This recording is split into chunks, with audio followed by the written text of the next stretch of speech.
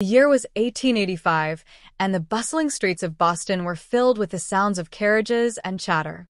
But for Eleanor Whitmore, the world felt quiet and empty. At 32 years old, she was what people called a spinster, a woman who had never married. With no family left and no suitors knocking at her door, Eleanor spent her days working as a seamstress, stitching fine dresses for ladies who had everything she did not: a home, a husband, children. One evening, as she sat by the dim light of her small apartment, Eleanor unfolded the newspaper and her eyes landed on an advertisement. It was a notice from a man named Thomas Harlow, a rancher in Montana.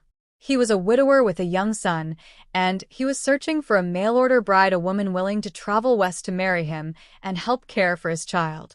Eleanor's hands trembled as she read the words. It was a risk, a leap into the unknown. But what did she have to lose? Boston held no future for her. That night, she penned a careful letter, introducing herself honestly.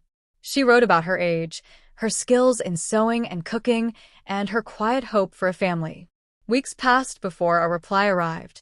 Thomas's letter was polite but brief.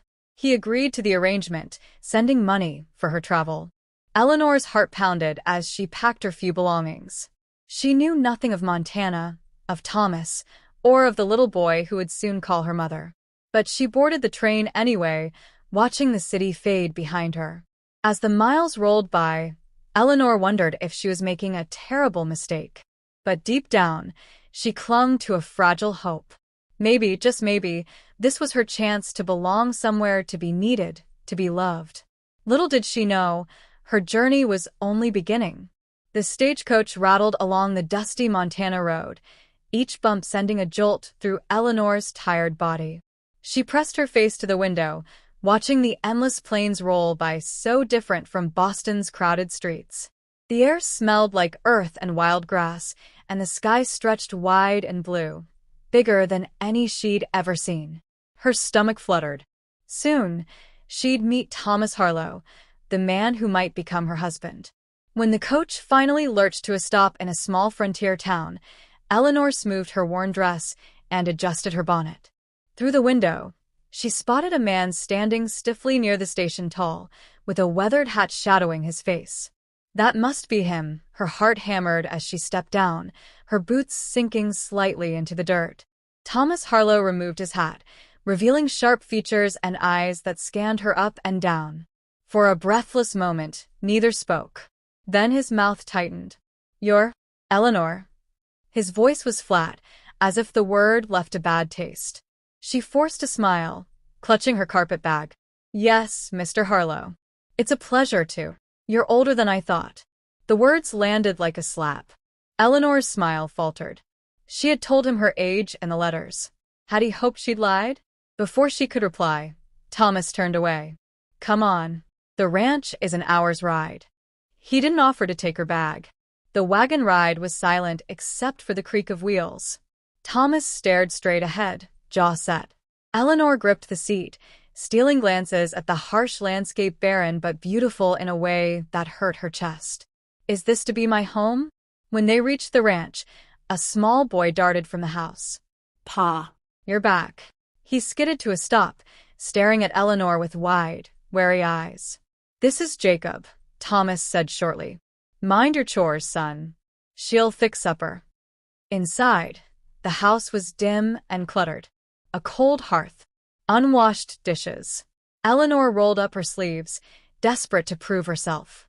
She built a fire, boiled potatoes, and fried salt pork, simple fare, but the first hot meal the house had seen in weeks, she guessed. Thomas ate without looking at her. Jacob picked at his food, sneaking curious glances. "You're not like Ma," he finally mumbled. The words hung in the air. That night, as Eleanor lay on a narrow cot in the corner, no bridal chamber for her, she replayed the day. The disappointment in Thomas's eyes. The boy's confusion. A tear slipped down her cheek. She'd crossed a continent for this? Outside, a coyote howled. Somewhere in the dark, an answer came, another cry, lonely and echoing. Eleanor closed her eyes. She wasn't giving up. Not yet. The morning sun painted golden stripes across the rough wooden floor as Eleanor rose from her cot. She had barely slept, her mind spinning with worries. But today was a new day, and she was determined to make herself useful. Maybe then Thomas would see her worth. She stoked the fire and set a pot of coffee to brew, the rich aroma filling the small kitchen. The sizzle of frying bacon mingled with the sound of Jacob shuffling into the room, rubbing sleep from his eyes. "Good morning," Eleanor said softly, sliding a plate of food toward him. The boy stared at the crispy bacon and perfectly browned biscuits, a far cry from the burnt offerings Thomas usually managed. He opened his mouth as if to say something, then clamped it shut and began eating silently. Thomas entered just as Eleanor was pouring his coffee. He took one sip, his eyebrows lifting slightly at the strong, flavorful brew. For a moment, Eleanor dared to hope. Then his expression hardened again. "I need to speak with you," he said abruptly.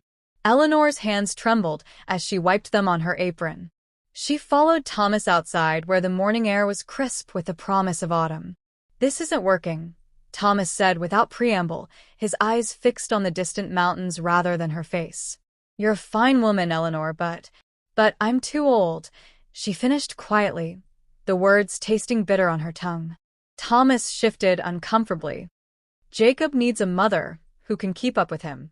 Someone younger, more suitable." The honesty, when it finally came, was like a knife to the heart. Eleanor wrapped her arms around herself, though the chill she felt had nothing to do with the morning air. "I see," she whispered. "Where shall I go?" Thomas at least had the decency to look ashamed. "There's a boarding house in town. I'll pay for a week." He turned to leave, then paused. "You're a good cook." As if that made up for shattering her dreams. Inside, Eleanor packed her meager belongings with mechanical movements. Jacob hovered in the doorway, his small face pinched with confusion. "Are you leaving?" he asked. Eleanor knelt before him, her eyes burning. "Yes, sweetheart. "But I want you to know, it was very nice meeting you." The boy surprised her by throwing his arms around her neck in a quick, fierce hug before running outside. The brief warmth of that embrace stayed with Eleanor as she walked down the dusty road toward town, her future more uncertain than ever. The stagecoach passed her on the road, kicking up clouds of dust that stuck to her damp cheeks. Eleanor Whitmore, mail-order bride, was now Eleanor Whitmore, rejected woman. And yet, as she lifted her chin and kept walking, something stubborn inside her refused to break completely. Somewhere up ahead, the church bell in town began to toll. Eleanor adjusted her grip on her carpet bag and kept walking toward the sound. The boarding house stood at the end of Main Street, its peeling white paint and sagging porch mirroring Eleanor's own weariness. She climbed the creaking steps, her carpet bag heavy with more than just belongings. The door swung open before she could knock, revealing a sharp-eyed woman with flour dusting her apron. "You're the one," the woman said, not unkindly. Thomas Harlow sent word. "I'm Mrs. Henderson. Come in then, no sense standing there like a lost calf." The room smelled of yeast and lye soap. Eleanor followed Mrs. Henderson down a narrow hallway to a small room barely large enough for the narrow bed and washstand it contained. Sunlight filtered through a lace curtain, casting delicate patterns on the worn quilt.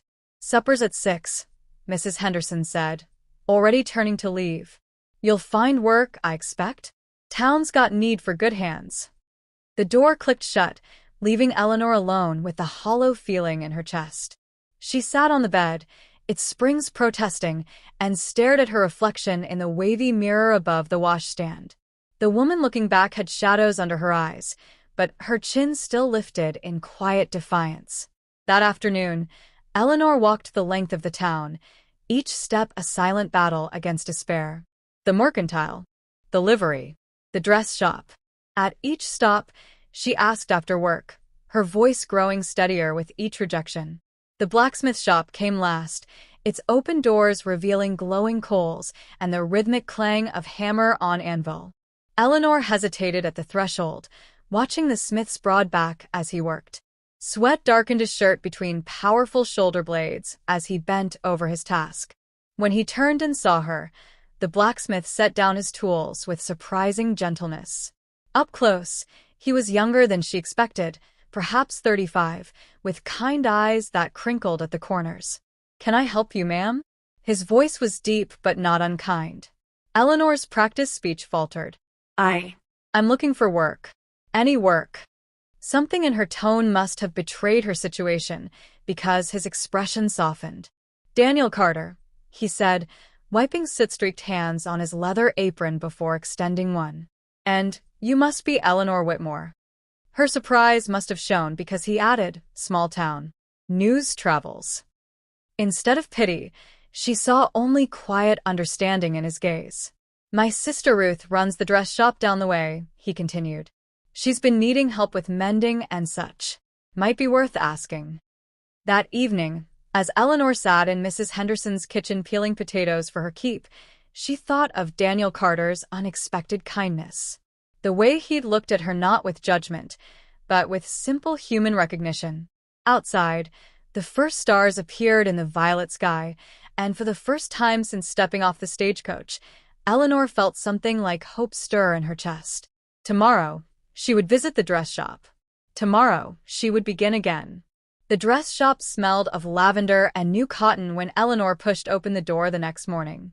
Sunlight streamed through the front window, illuminating bolts of fabric arranged like rainbows against the walls. A woman with Daniel's same warm brown eyes looked up from behind the counter, her hands busy with a length of lace. "You must be Eleanor," she said without preamble. "My brother told me you'd be coming. I'm Ruth Carter." Ruth's smile was genuine as she came around the counter, her practical skirt swishing. She moved with the easy confidence of someone who knew her place in the world. Eleanor found herself standing straighter under the woman's assessing gaze. "Daniel said you so?" Ruth asked, already leading Eleanor toward the back of the shop where a sewing machine sat waiting. "Yes, ma'am. I was a seamstress back in Boston." Eleanor ran her fingers over the machine's smooth metal, the familiar touch comforting. Ruth nodded approvingly. "We've got more work than I can handle alone. Mrs. Peterson needs her daughter's wedding dress altered, and half the men in town need their Sunday shirts mended." She gestured to a overflowing basket in the corner. "Think you can start today?" Eleanor's hands itched to begin. "I'd be grateful for the work." By noon, Eleanor had lost herself in the steady rhythm of needle and thread. The wedding dress lay across her lap like a cloud, its delicate fabric yielding beneath her skilled fingers.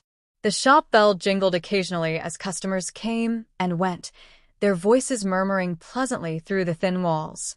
The bell rang again just as Eleanor was biting off a thread. She looked up to see Daniel filling the doorway, his broad shoulders blocking the sunlight for a moment. He carried 2 wrapped parcels and a smile that made the corners of his eyes crinkle. "Brought you ladies some lunch," he announced, setting the packages on the counter. His gaze found Eleanor, and something warm flickered in his expression. "Settling in all right?" Before Eleanor could answer, Ruth swooped in to claim the food. "She's a marvel with a needle, Danny." Already fixed 3 shirts and started on the Peterson girl's dress. Daniel's approving nod sent an unexpected flush to Eleanor's cheeks. "Glad to hear it," he said. Then, almost shyly, he added, "Town socials this Saturday. Might be a good chance for you to meet folks." The invitation hung in the air between them. Eleanor found herself nodding before she'd fully considered. "I'd like that." As Daniel left, the shop bell tinkling behind him, Ruth gave Eleanor a knowing look. "My brother doesn't take to many people," she remarked casually. "You must be special." Eleanor bent over her sewing to hide her face, but the thread in her hands suddenly seemed brighter, the fabric softer. Outside, the afternoon sun warmed the wooden sidewalks of a town that was beginning to feel less like a place of rejection and more like somewhere she might belong. That evening, as Eleanor walked back to the boarding house, she realized with surprise that she'd gone hours without thinking of Thomas Harlow. The ache of his rejection still lingered, but it no longer filled her every thought. Instead, her mind kept returning to Daniel's smile, to the way he'd remembered she liked apple pie when he brought lunch. For the first time in longer than she could remember, Eleanor went to sleep looking forward to tomorrow. The town hall buzzed with laughter and fiddle music as Eleanor hesitated at the entrance, her fingers nervously smoothing the blue calico dress Ruth had insisted she take. The fabric was simple but pretty, and for the first time since arriving in Montana, Eleanor felt something akin to pretty herself. Daniel spotted her before she could retreat. He cut through the crowd with purposeful strides, his Sunday best shirt crisp against his sun-browned skin. "You came," he said, his voice warm with approval. Eleanor's throat tightened as she took in the festive decorations, wildflowers in mason jars, lanterns casting golden light, couples spinning across the wooden floor. "I nearly didn't," she admitted. "It's been a long time since I danced." Daniel extended his hand, palm up. "Then let's start slow." His calloused fingers closed gently around hers, sending an unexpected shiver up her arm. The musician struck up a waltz, and suddenly Eleanor found herself in the circle of Daniel's arms, his lead steady and sure. She stumbled at first, but he never faltered, his quiet strength guiding her until their movements flowed together like water over smooth stones. "You're a natural," Daniel murmured near her ear, his breath warm against her temple. Around them, curious glances followed their progress across the floor. Eleanor caught sight of Thomas Harlow near the punch bowl, his expression unreadable as he watched them. Jacob stood beside him, suddenly breaking free to tug at Eleanor's skirt. "You dance good," the boy declared, and Eleanor's heart swelled at the unexpected compliment. Daniel released her with a gracious nod as she bent to speak with Jacob. When she straightened, Thomas stood before her, hat in hand. "Eleanor," he began awkwardly, Whatever he meant to say died on his lips as Daniel stepped closer, his presence a silent bulwark at Eleanor's side. Thomas's gaze flickered between them before he gave a stiff nod and retreated, Jacob trailing after him with a confused backward glance. The music shifted to a livelier tune, and Daniel's hand found Eleanor's again. "Shall we?" This time, Eleanor followed without hesitation, her steps lighter, her laughter mingling with the music. Between dances, Ruth pressed a cup of lemonade into her hands while Daniel fended off teasing from his friends. "Never seen Carter so smitten," one of the ranch hands chuckled, earning a playful shove from Daniel. As twilight deepened outside the hall's windows, Daniel led Eleanor onto the porch where the air was cool and the stars bright overhead. The sounds of the dance faded behind them, leaving only the chirp of crickets and the distant call of a night bird. "You belong here," Daniel said suddenly, his voice rough with emotion. "Not just in this town, but with me." He turned to face her fully, moonlight silvering his features. "If you'll have me," Eleanor's breath caught. In Daniel's eyes she saw no calculation, no judgment about her age or past, only quiet certainty. The last of her doubts melted like spring snow as she reached for his hands. "Yes," she whispered, the word carrying the weight of all her healed hopes. Inside, the fiddles began a new tune, bright and joyful, matching the rhythm of Eleanor's heart as she realized this was no fresh start, but the beginning of something far better. Tomorrow, and all the days after, stretched before them like the endless Montana sky, full of promise. Chapter 4. The morning of Eleanor and Daniel's wedding dawned clear and bright, as if the sky itself wanted to bless their union. Eleanor stood before the small mirror in Ruth's bedroom, her fingers trembling as she fastened the pearl buttons of her simple, white dress. Ruth had sewn it specially for the occasion, the delicate lace at the collar softening the lines that life had etched around Eleanor's eyes. "You look beautiful," Ruth said, pressing a bouquet of wildflowers into Eleanor's hands. The blooms smelled of sunshine and prairie grass, gathered that very morning by Daniel himself. The church was filled with nearly everyone from town when Eleanor walked down the aisle on the arm of the elderly shopkeeper, Mr. Grady, who had insisted on giving her away. Her eyes found Daniel waiting at the altar, standing tall in his new suit, his gaze so full of love it made her breath catch. Near the back, she noticed Thomas Harlow sitting with Jacob. The boy waved excitedly, while Thomas nodded respectfully, his expression unreadable but not unkind. Eleanor smiled at them both, feeling no bitterness, only gratitude for the strange path that had led her here. When the preacher pronounced them man and wife, Daniel's kiss was gentle but sure, like a promise sealed. The congregation erupted in cheers, and outside, the church bells rang across the valley. The celebration lasted well into the evening at the Carter family farm. Tables groaned under the weight of roasted meats and pies, while children played tag between the haystacks. Daniel never left Eleanor's side, his hand warm at the small of her back as he introduced her proudly to neighbors she hadn't yet met. As twilight painted the sky in shades of rose and gold, Eleanor found a quiet moment to catch her breath on the farmhouse porch. Daniel joined her, handing her a slice of their wedding cake. "Happy?" he asked, his voice rough with emotion. Eleanor looked out over the land that was now her home, the rolling fields, the sturdy barn Daniel had built with his own hands, the lights of town twinkling in the distance. She thought of the dress shop she and Ruth would run together, of the children they might one day raise in this house filled with love. Turning to her husband, she smiled a smile that reached all the way to her soul. "I never knew I could be this happy." Daniel kissed her again as fireflies began to dance around them, their tiny lights flickering like stars come down to earth. In that moment, Eleanor knew with perfect certainty that every rejection, every heartache, had been leading her to this man, this life, this love that had been worth waiting for. The end.